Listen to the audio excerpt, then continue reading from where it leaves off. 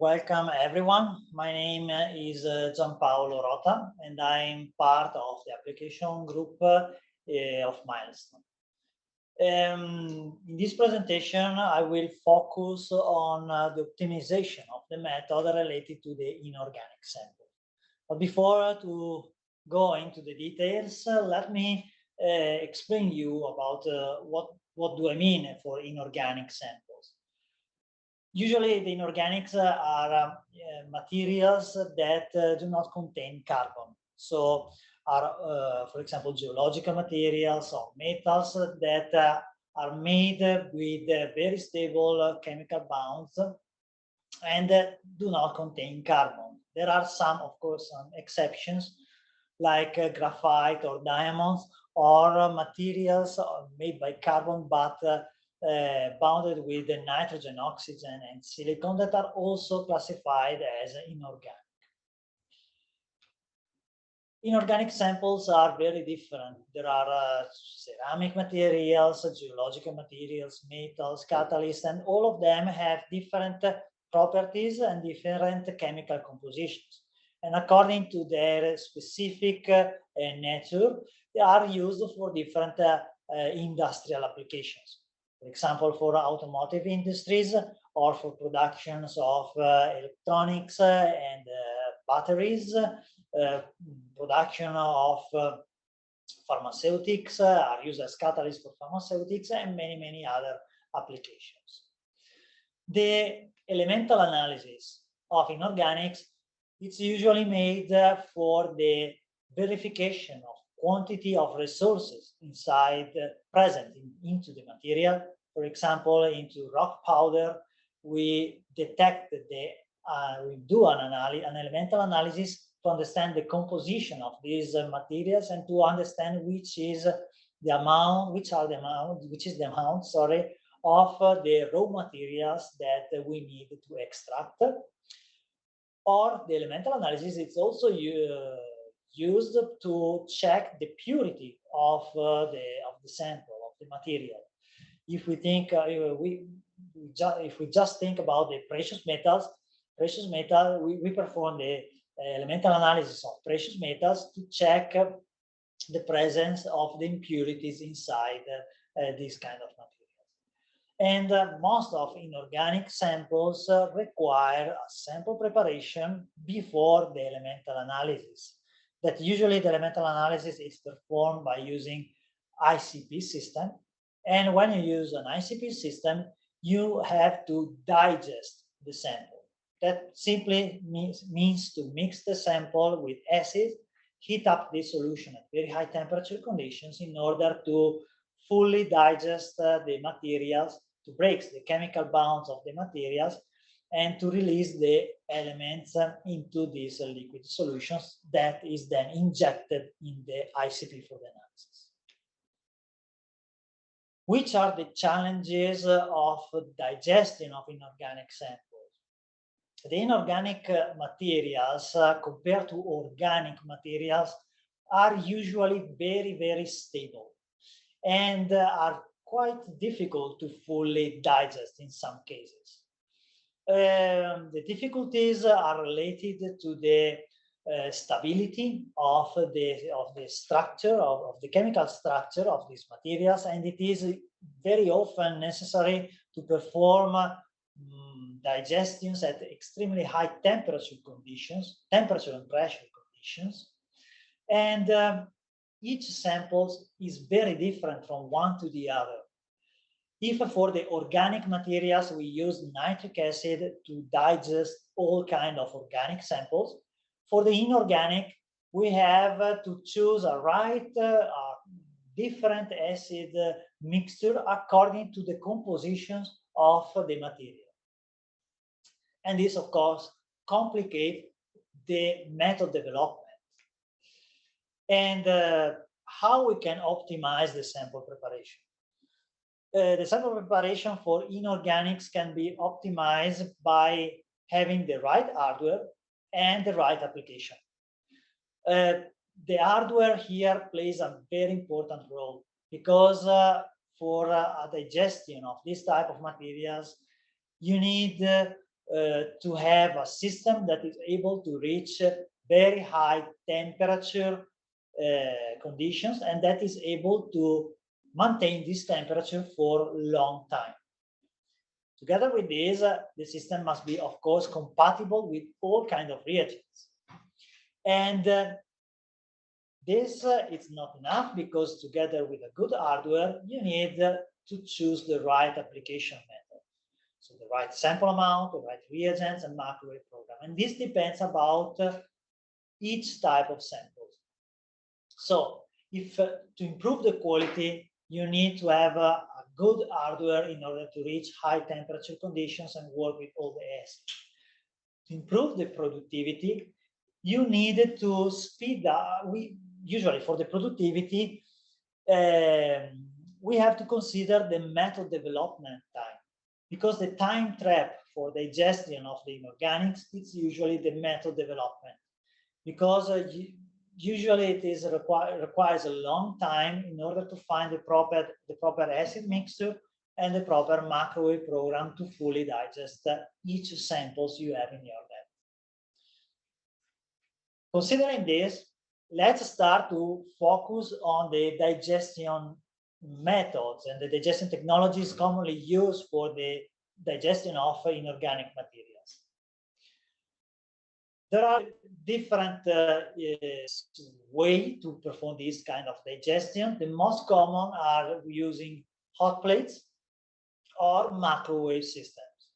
As you can see in this slide, there are two kinds of microwave systems. Later, I will show you the difference. But in some laboratories, the hot plates are used used for the dissolution of inorganic samples.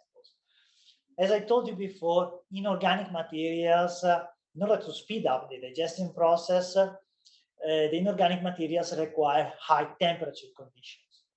And since the hot plates works with open vessels, open beakers, like the pictures that you see here, the time to digest inorganic samples with this type of this type of procedure can be quite long. For that reason, many laboratories now are moving to the microwave system. So, because with the microwave system, it's possible to work with a hermetically sealed reactor that allow to reach extremely higher temperature and pressure conditions. There are two different kinds of microwave systems. I mean, there are several different kinds of microwave systems, but the most reliable technologies for inorganic samples are the rotor-based technology and the single reaction chamber technology. Both are microwave systems, but as you can see from these pictures, are quite different, because for the rotor-based technology, the concept is to have a microwave oven with a big cavity, and inside the cavity you put different kind of rotors. There are many different rotors available in the market, but usually for the inorganics, the right rotor to use is the rotor that allow you to reach extremely high temperature conditions. And these rotors are usually made in polymer that is resistant against acid position, so the polymer can handle all kinds of acids, and the pressure and the temperature that you can reach is quite high. On the other side, with the single reaction chamber technology, here we don't have a microwave cavity, but we have a microwave reactor. The reactor is made in stainless steel. Of course, inside is coated with polymer in order to handle all kinds of acid. But the stainless steel, it's a very robust material, and this allows us to reach much higher temperature and pressure conditions. Later, I give you some information about the temperature that you can reach with this kind of technologies. Anyway, the important things that you have to consider here is that both are good solutions for inorganic materials. depends about the sample that you have to digest, and then the type of analysis that you have to perform. So, how it's possible to optimize the method for inorganic materials? For the optimization of the method, we have to consider three important parameters: the sample amount, the acid mixture, and the microwave program. Concerning the sample amount, usually when we receive an unknown sample, an unknown inorganic sample here in the lab, the first approach that we take for this sample is to work with a very small amount. Usually the digestion of inorganics the method for digestion of inorganics suggest an amount between 0.1 gram and 0.3 grams of samples. Of course, this is a general guidelines, then there are exceptions, but usually when I receive an unknown samples, I start the first test with 0.1 gram. This because a small sample amount increase the contact surface between the sample and the reagent. And the sample mass plays a very important role. Another thing that is also important is that the sample must be reduced into fine powder if possible. This really help to speed up the digestion process. The other very important part about the method optimization is the acid mixture. Each acid has its own properties. So nitric acid and peroxide are usually used for the composition of organic material and are also used for as oxidant in order to break the chemical bonds between the elements. The nitric acid and peroxide in some cases are also used together with hydrochloric acid for the digestion of metals. And this because hydrochloric acid releases chlorines that helps to form stable and soluble salts of metals into the solutions. Hydrofluoric acid is normally suggested and recommended for the digestion of silicates, titanium, and tungsten. So if your sample is made by one of these three materials, probably, quite sure you have to use hydrofluoric acid to fully digest your sample. Concerning phosphoric acid, this is normally recommended when into the sample there is a part of alumina. The same is for sulfuric acid. So usually a mixture of sulfuric and phosphoric acid is used for digestion of alumina. And sulfuric acid is a strong oxidant reagent. And it is normally used for to increase the oxidation of the reaction and to digest very, very stable samples. The same is for the perchloric acid. The perchloric acid is the acid with the strongest oxidation power, let me say. And in some cases, not quite often, but in some cases, we use these reagents in order to break the chemical bonds and in order to fully digest very stable materials, for example, like graphite that I will show you later. So each acid has its own properties, and you have to choose the right acid according to the composition of the sample that you need to prepare. Just to give you an example, if you have to digest precious metals, the best approach, the suggested approach for the suggested acid mixture for digestion of this type of materials is with the use of hydrochloric acid. Better if it is mixed with nitric in the mixture of aqua regia, 3 parts of hydrochloric, 1 part of nitric acid, or mixed with peroxide. because the peroxide and the HNO3 helps the oxidizing reagents, in contact with the metals, create some free ions. This, so it's a basically slowly release these ions that are immediately catched by the chlorines that forms the chlorurate and anions that are soluble into the solutions. If together with this acid mixture, we work with the proper method at high temperature conditions, of course, we speed up these chemical reactions. But anyway, in this slide, I want to give you an example on why we choose a specific acid according to the material that we have to digest. And introducing the part related to the microwave program, so the digestion conditions, that part, the hardware plays an important role. So if you work with a heating block, the typical working temperature is the boiling point of the reagent.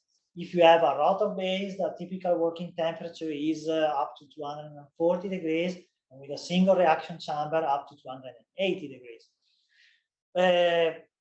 Consider that increasing the temperature, you have the benefits to reduce the time of the digestion. So the digestions are faster.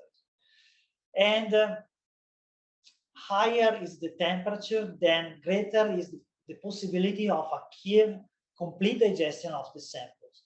Because at higher temperature, basically, we are introducing a huge amount of energy, and this energy helps a lot to break the chemical bonds of very stable materials, and an hardware that allow you to reach very high temperature conditions, of course, allow you to introduce a lot of energy to easily increase the possibility to fully digest very stable materials. Okay, so we have seen all these three parts. So the sample amount, it's important for the optimization of the method, the acid mixture, and the temperature, and the microwave program, because temperature and time. So, but what to do if the sample is not completely digested? So what to do if after the first test, you have a solution with some solid particles inside? The first thing to do that I suggest you to do is to reduce the sample amount. As we have seen before, reducing the sample amount, we increase the surface, the contact surface between the acid and the reagent and the sample, and then it's easier to have a full decomposition of this material. In some cases, we reduce the sample even with a mass lower than 100 milligrams. In some cases, even at 50 milligrams. Anyway, always consider the detection limit of your analytical system. So according to the detection limit of the analytical system, you can reduce the sample amount.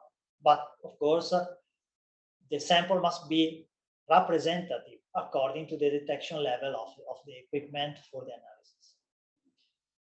The other thing is the acid mixture. And the only suggestion I can give you here is to choose the right acid according to the composition.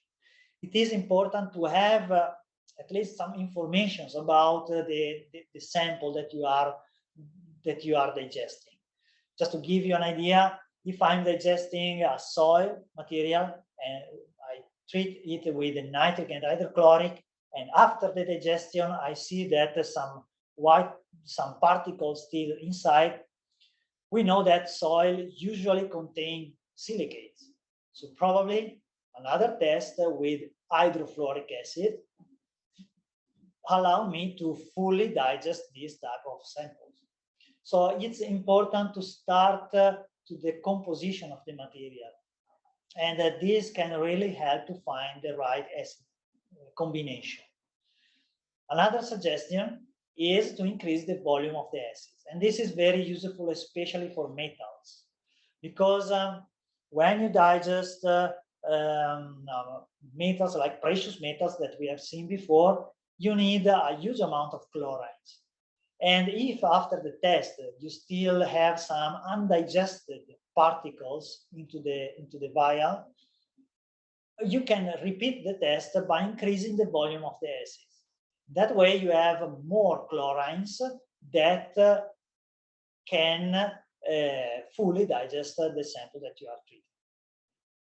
The other parameter related to the temperature and the time of microwave program is to increase the temperature and time. So if at the end of the digestion you have a final solution with particles inside, you can we recommend to increase the temperature of the digestion. Anyway, when you are approaching a new sample, an unknown inorganic samples, our recommendation is to start to digest this sample at a temperature not lower than 230 degrees. And then check. If this is not enough, you can go higher and higher and higher until you get the complete digestion of your sample. Just to give you an idea about the method development, I take here one example of a sample that we received a few months ago. And the sample, it's a rock powder, it's a spodumene. The spodumene, it's rock powder used for the extraction of some raw materials that are then used for the production of lithium-ion batteries. So it's rich of lithium, this type of rock powder. When we received the sample here, the first things that we checked was the composition of this material. And after asking to the expert, anyway, to the lab that sent us the samples, we have seen that this material is full of alumina and silicates. So we immediately test this sample with a mixture of phosphoric acid and HF, because phosphoric acid and sulfuric acid also, it's a good mixture of reagents used for the dissolution of alumina materials, or some alumina materials. And HF is very useful for the dissolutions of silicates. However, after the test, we have seen that during the analysis we have a loss of silicates, because the silicates together with HF react and make this molecule, the SEF4, that is very volatile even at room temperature. To solve this issue, after several tests and after research, we found out that working with diluted HF, we were able to promote the formations of more stable molecules of silicates that stays into the liquid phase and that are much less volatile than these materials. So this was an example of the method development to find the reagents. Concerning the temperature, the temperature, as I said, usually when we receive an inorganic sample here in the lab, we work at high temperature conditions. And for the rotor base, we work at 230 degrees with a method of 30 minutes. With a single reaction chamber, we work at much higher temperature conditions, 280 degrees. Why? Because increasing the temperature conditions, we speed up the digestion process. So we take 20 minutes instead of 30 with the rotor base, and we were able to reduce the volume of the acid. In that case, we were able to halve the volume of sulfuric and phosphoric acid. The other example that I want to share with you for method development of an inorganic sample is graphite.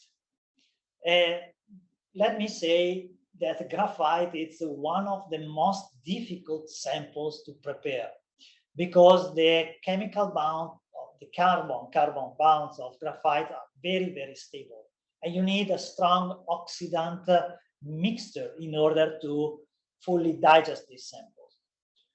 For this reason, as we know that we need strong oxidations during the reactions, we choose the two reagents that we know that increase the oxidation energy during the digestion process. So we choose sulfuric acid and perchloric acid. After the test, we have seen that yes, we were able to obtain the complete digestion, but the time to prepare the samples was several hours.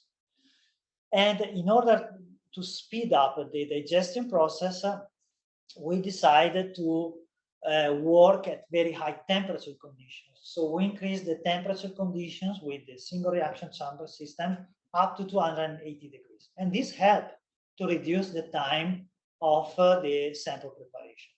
But anyway, takes anyway a long time. So in order to, again, to speed up the sample prep, we found after a research, we found out that a vanadium standard solution can be used as a catalyst in order to reduce the time of sample preparation. And using a mixture of sulfuric and perchloric acid to break the carbon bound, chemical bonds, and vanadium at 280 degrees, we can digest graphite in 1 hour with a 1 hour program. And of course, this was part of a method development that we did here in this lab. So these are just examples to show you that the method development starts from the composition of the sample in order to choose the right acid, and even to the method, to the temperature that usually, as you have seen in this example, is a very high temperature. If I receive an unknown inorganic samples, I do not do a test at 180 degrees or 200 degrees. I immediately work at very high temperature conditions. So the optimization of the method for inorganics, especially if we consider the quality and the productivity, depends about the hardware and the application. The quality can be improved if you have an hardware that help you to reach high temperature conditions and allow you to have the complete digestion of your sample.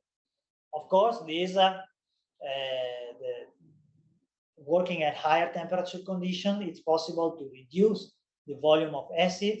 On hot plates, usually you work with you need a huge amount of acids. With microwave, you can reduce the volume of the acids because less acids leads to less external contaminations and less dilution.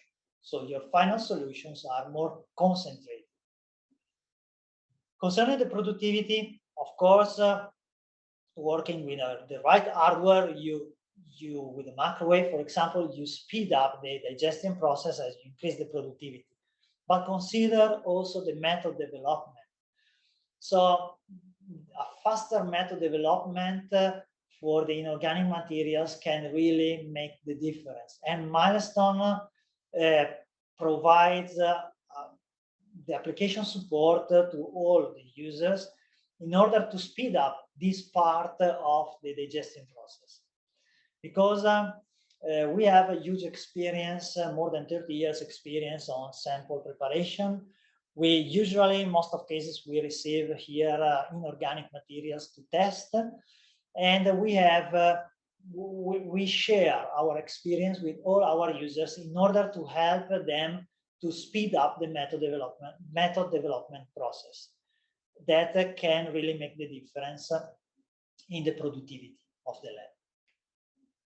So before to end with my presentation, to close my presentation, I just want to answer to some of the most frequent asked questions about the inorganic samples on preparation of inorganic sample. And the first question is related to the volume of the reagent. So, is it possible to speed up the digestion process by increasing the volume of the acid? I'm sorry, but the answer is no, because if you want to speed up the digestion process, you have to work on the temperature. So increasing the temperature, reaching high temperature condition, you can reduce the time of sample preparation.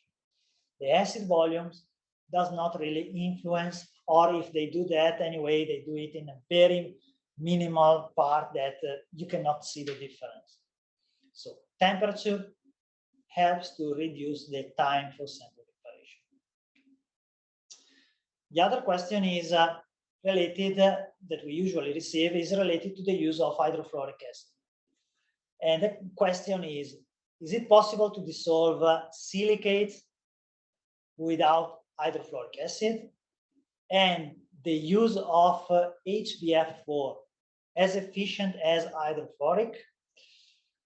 Okay, let's analyze the first part of the question. When hydrofluoric acid, it's a particular toxic reagent, and some laboratories I know don't like to handle this type of reagent.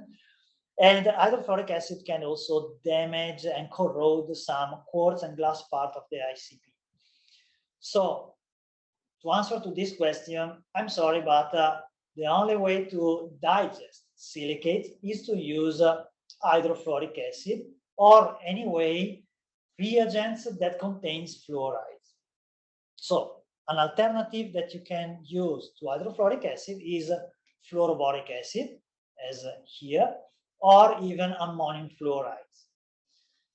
So if you do not use HF for safety things, because you do not want to handle these reagents, these are good and reliable alternatives that you can adopt in your lab. If the purpose of not using HF is to avoid damages on the ICP system, anyway, be careful, because even fluoroboric acid and ammonium fluorides, even if much less than pure HF, anyway, this can, after long use, damage some parts of the ICP, especially the torch. Concerning the second part of this question, the efficiency of HBF4 is a little bit less than HF. And my recommendation usually is to use, for the digestion of your sample, you usually use 1 ml of hydrofluoric acid. If you want to use this one instead, I usually recommend 2 ml of fluoroboric acid. The last question that we normally receive is related to the microwave program.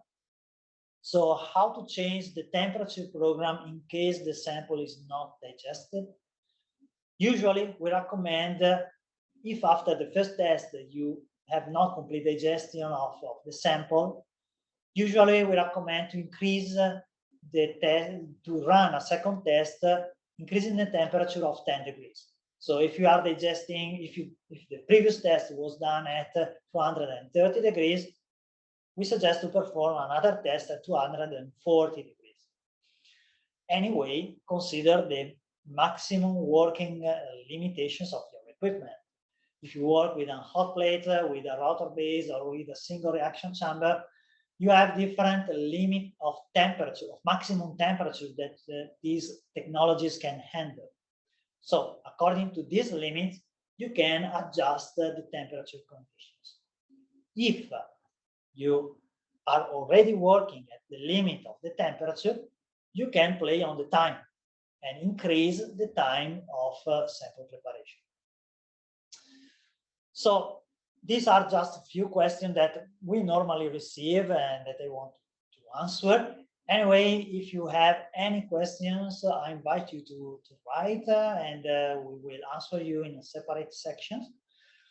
I hope you find this presentation useful, and I thank you for the attention. And I leave now the floor to other presentations to speak to related to other applications. So thanks, and see you.